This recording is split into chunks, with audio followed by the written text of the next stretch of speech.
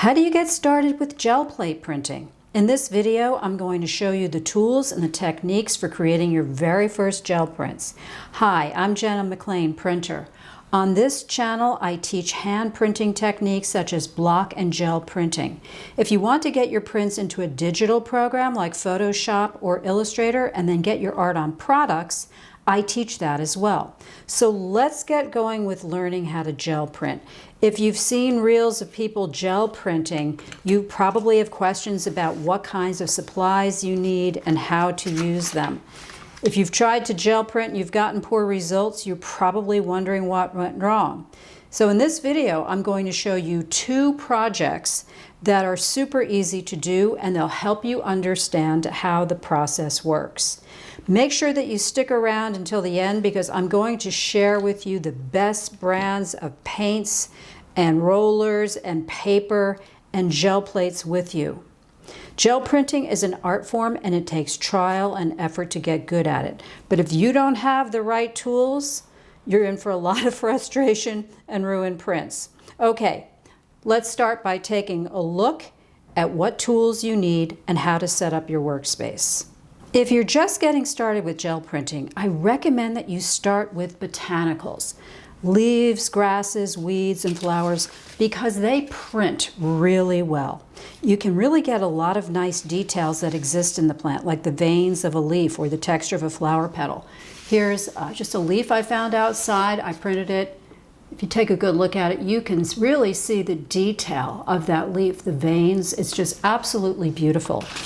Here are some ferns. These are indoor plants that I have. I use them to create this gel print. This is a tulip. Here are some mini gel prints that I did. These are hydrangea blossoms.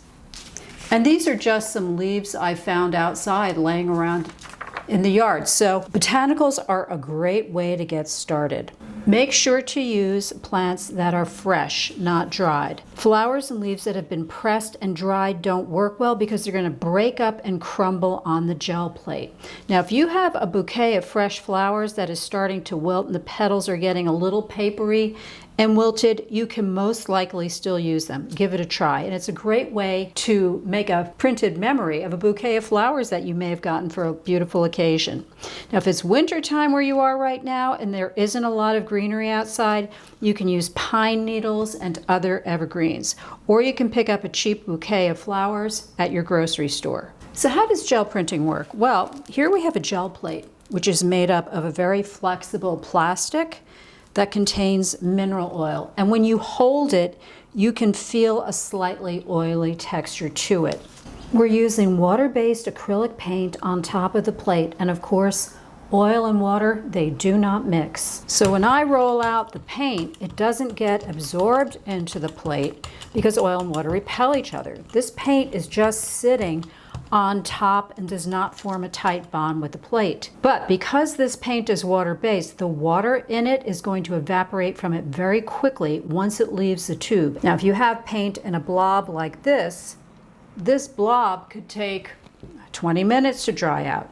But this is drying out as I speak. In order to make a successful gel print, you definitely have to pay attention to the time in the first stage of the printmaking process. You'll see what I mean later on in this lesson. Now, this roller thing is called a brayer. When you push the brayer, make sure that you lift it up at the end of each swipe.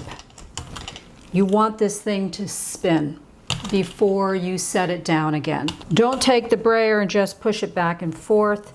You'll end up smearing the paint around and you won't get a good coverage layer of paint on the plate. Now, one of the most important things to keep in mind at this stage is the clock is ticking. Once you start to roll the paint on the plate, you don't have a lot of time to get a nice even layer and then put your plants on top of it.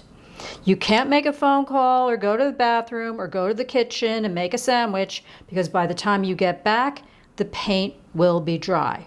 So you have to organize your work area before you start. Here's my plate, here are my brayers, and here are the paint colors that I want to use in the first project. I've got my plant material here. And have a piece of scrap paper next to you. And I'm going to explain why you need this in just a minute. If you're right-handed, I recommend putting it on your right. And if you're left-handed, put it on the left side of the plate. Copy paper is fine. Now I take the paper that I use for actual printing and I put it up here. And I'm also going to tear off a small piece of painter's tape and just keep it handy. This printmaking paper, it's a special kind of paper. It's not very expensive. If you are just getting started and you don't have printmaking paper, you can use copy paper, that's fine. And as I mentioned at the end of this video, I'm going to tell you all of the supplies that I use. Everything that you see in this video, you're going to find out the name brands of them. Okay, let's start the first project. I'm going to squeeze some drops of paint right here onto the plate. I'm using a couple of different shades of green just to mix it up a little bit.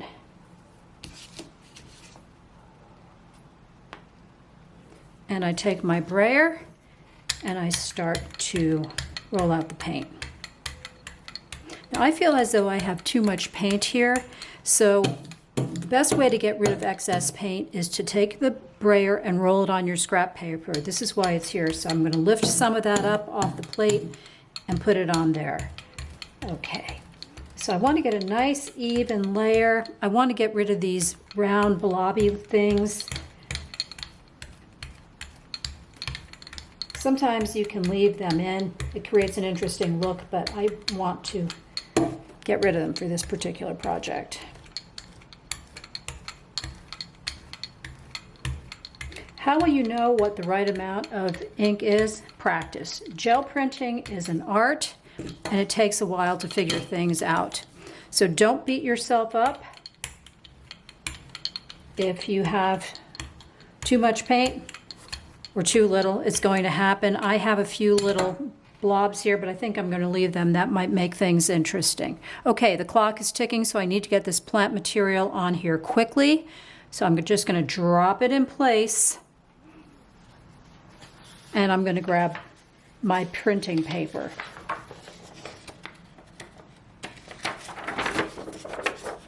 I'm going to lay it gently on top and start to rub. You want your fingers to run along the stem of the plants, the leaves, the petals, whatever you have down there.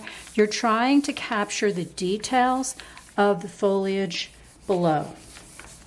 And I'm also rubbing these areas here that does not have any plant material underneath it. So let's get alongside this stem. Give it a good rub.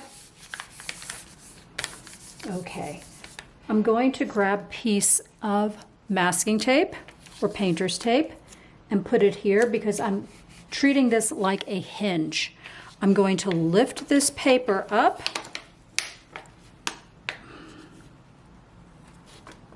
I'm going to lift up the hosta leaf.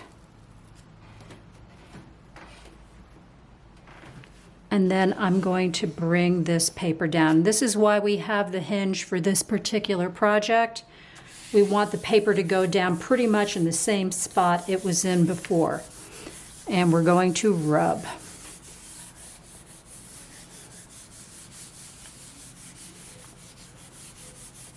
Now at this point, we don't have to worry about speed anymore. We're going to patiently wait for the paint to get absorbed into this paper so that when we pull the paper away from the plate, all of the paint is going to go with it.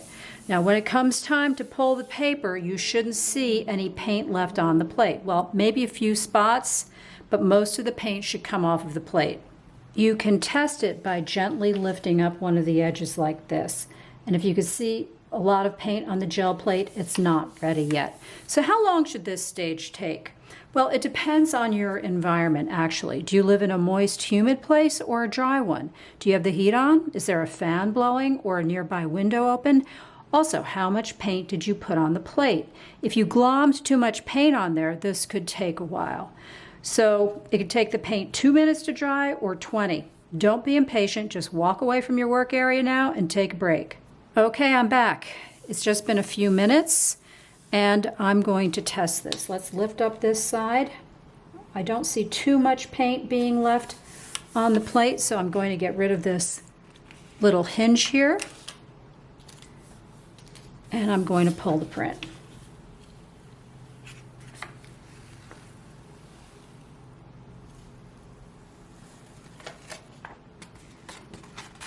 Oh, that is really beautiful. Got some nice detail of the hosta here.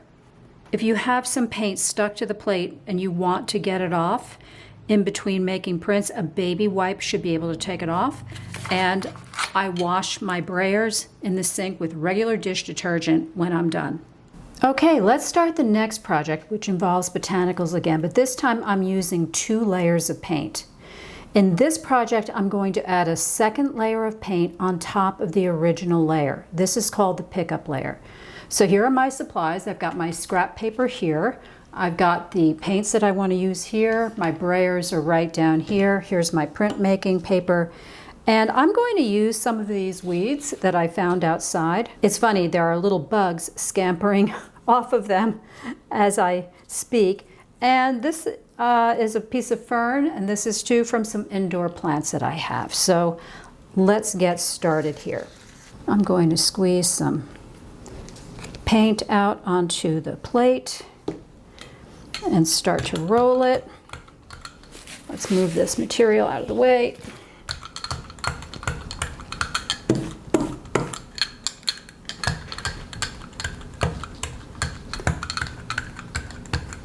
I think there's a little bit too much there. We can mix these up a little bit. I think I'm going to put a little bit of this magenta up here, just for giggles. Let's see what happens. You want to get rid of these blobs. Sometimes it can make a nice effect, but other times you just want to get them to mix in. More magenta down here. That's a bit much, so I'm going to roll it off here.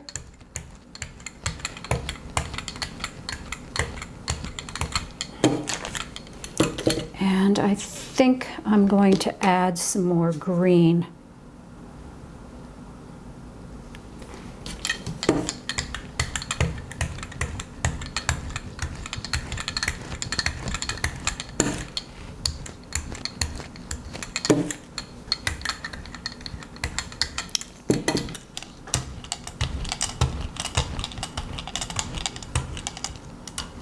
Okay, now the clock is ticking. I don't have a lot of time. I've got to get this plant material on here pretty quickly. So let's put this here like that. And once it's down, you don't want to move it because it's going to pick up paint. I think I'll put this here. Or maybe I'll put it in this direction like that.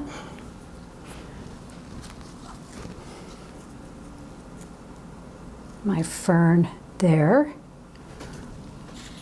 The clock is ticking. That can go there. And let's see, I'll pull some of these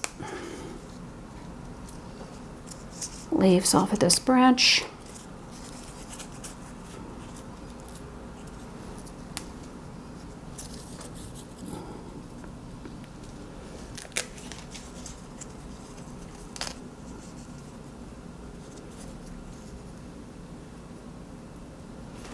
Okay, at this point, I'm just going to grab a piece of scrap or copy paper. I don't need any special printmaking paper.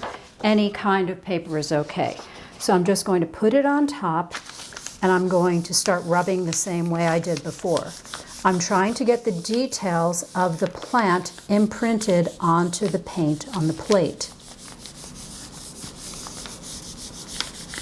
Now, if you want, you can take a clean brayer, even one that has a lot of ink on it, and you can roll it on the back of this to try to get more of an impression of the plant or whatever it is that you're using on your plate to get it on there.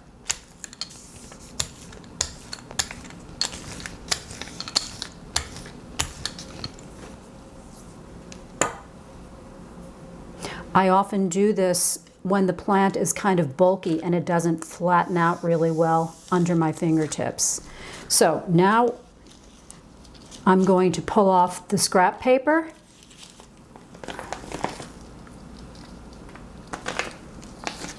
And you can save this. This is even very pretty.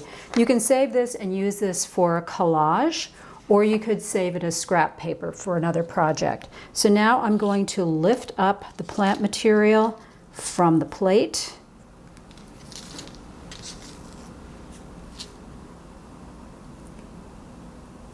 And remember, these are just weeds and regular leaves I found outside. This is not a fancy floral bouquet.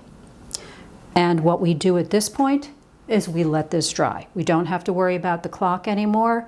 We want this first layer to dry. Again, how long is that going to take? It depends on your environment. So just step away from it, give it the amount of time it needs, and then come back to it. One of the things that you can do to test it, maybe after 15-20 minutes has gone by, is that you can tap your finger on the edge and pull your finger up and see if any paint comes up. And that is a good way to find out if it's dry or not. It's really important that you let this first layer dry, because we're going to be putting another layer of paint on top of here. And if this is not dry, you're just going to end up smudging all of this beautiful detail that you got from these plants. So super important, let the first layer dry, walk away from it, which is what I'm going to do, and I'll see you soon. I'll be right back. Okay, I'm back. It took about 10 minutes for this paint to dry. You can put your finger down gently. If you turn it over and you see wet paint, well, then you know that it's not done yet. So you have to make sure that this is absolutely dry first. So now I'm going to roll on the second layer. And you don't want it to be too thick. You don't want it to be too thin. And you may be saying to yourself, well, I'm a beginner. How would I know that? It's something that you have to learn through practice. When I first started gel printing, I made both mistakes. I put on too much paint, too little, and trial and error, I found out what was the right amount. That is way too much for that spot. Okay. So this is our second pickup layer of paint. I'm just going to mix these up a little bit. Okay, now I'm going to take a piece of printing paper,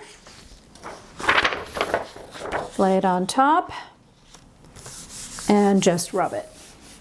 And then you can walk away from it and give it time to set. So we're going to give this time to dry. I've seen people use hair dryers to make the paint dry more quickly at this stage, but you don't have to do that. If you do, make sure the hair dryer is on the cool setting, otherwise you'll damage your plate. Now you could also put a book on top of the plate. It can help the paper pick up more of the paint more quickly. So while this is setting, I'm going to explain what is going on here. The first layer of paint dried up after I removed the plants, right? But now I've added a second layer on top of it, and the moisture from the second layer is transferring into that dried up first layer. So the first layer starts to loosen up from the gel plate, it bonds to the pickup layer, and then both of those layers of paint, they stick to the paper. So let's see if this is ready to go. I'm going to pull it from the side. I should not see too much ink or paint left on the plate. I don't see any, so I'm going to pull.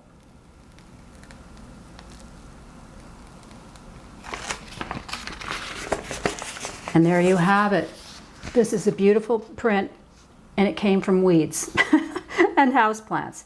You can really see the detail of some of these plants. It's just absolutely gorgeous. So in this video, you've seen two ways to create gel prints, with one layer of paint and then with two. Now when I'm done printing for the day, I wash off my plate with dish detergent, I dry it gently, and then I put it back in the plastic clamshell case it came in. And then I scrub the Brayers. The wonderful thing about gel printing is that you can use so many things to create an impression in the paint. You could use stencils, rocks, seashells, things from your recycling bin. The list is endless. For this particular print, I purchased stencils from Amazon. This is an interesting one. I inked up my plate, and then I took this decanter and I just went like this on the plate. And this is the design that I got. This one I made from starfish and sand dollars and pieces of coral. So if something has a texture, you can press it into the paint on your plate and get a really interesting print from it. And I'm going to be creating more videos here on YouTube in which I'm going to show you exactly how to use these techniques. A lot of people want to be able to make these, and these are prints that I've made from magazine ads or pages torn from books. And I have to say, these are the trickiest to do. It takes a lot of technique in order to be able to do this. And in order to do these well, you really have to master how much ink or paint you have on the plate. And I'm going to create a separate set of videos just on this technique alone. But what I recommend that you do to get started, before you even reach the stage of magazine pages, you start with found objects at home. I save things from my recycling bin, little net bags, bubble wrap, vitamin containers, pieces of foil, because you can press these onto the inked up plate and get lots of interesting detail. Okay, do you want to get started with gel printing? Below this video, I have a link to my free supply list. I've broken it down into 2 parts. The absolute basics that you need to get started, and then some of the optional things that you can buy. The good news is that you don't need a lot to get started. All you need is what you see right here. You need 1 8x10 plate, 2 Brayers, a few tubes of paint, and some paper. The plate is reusable, and if you take good care of it, it will last for years. And the special paper I use is linked in the supply list. All of these things are linked. Now, one of the most important things to get is the right kind of paint. I cannot stress this enough. There are so many different brands of acrylic paint out there. Now, some are high quality, others are not. Some have way too much water in them, which means that you may not get good results with your prints. So in the supply list, I tell you exactly which brands of paints I use and why. So check out the link below this video and get your hands on it. If you want to see me at work creating all sorts of different gel prints, then you can check out my Instagram page. The link is also listed below this video, or you can check out my gel print playlist on this channel. I'm in the process of creating more YouTube videos for gel print, so stay tuned.